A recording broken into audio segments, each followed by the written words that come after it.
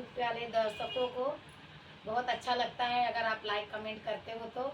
हम लोग गांव गए थे, गांव से अभी 4-5 दिन हुआ आए हम लोग, और अभी बम्बई में आके हम लोग वीडियो बना रहे हैं। ये गाना हमने अपने आप लिखा है, खुद से लिखा है। ये गाना किसी और का नहीं है, ताकि कोई बोल ना सके कि मेरा गाना आपने गाया है।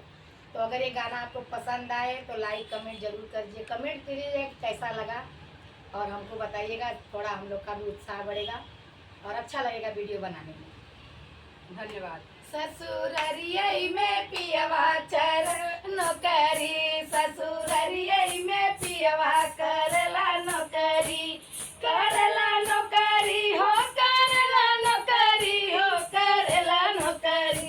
ससुररियै में पियवा करला नौकरी, ससुररियै में पियवा करला नौकरी।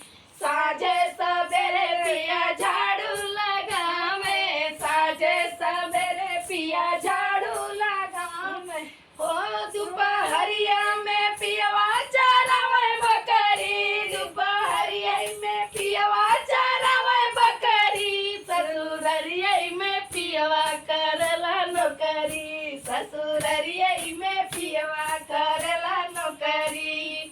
साझे सवेरे पिया बर्तन खंगारे, साझे सवेरे पिया बर्तन खंगारे। दोपहरिया में कपड़ा के धोवे गठरी, दोपहरिया में कपड़ा के धोवे गठरी। में पियवा करला नौकरी, ससुररिया में पियवा करला नौकरी, करला नौकरी हो, करला नौकरी हो, करला नौकरी। ससुररिया में पियवा करला नौकरी, ससुररिया में पियवा करला नौकरी। साझे सवेरे पिया लड़का खेला में, साझे सवेरे पिया लड़का खेला।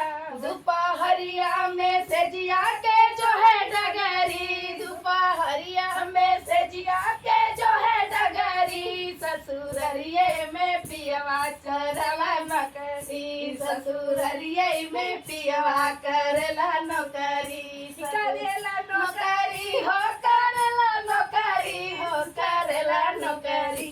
ससुररिया में पियवा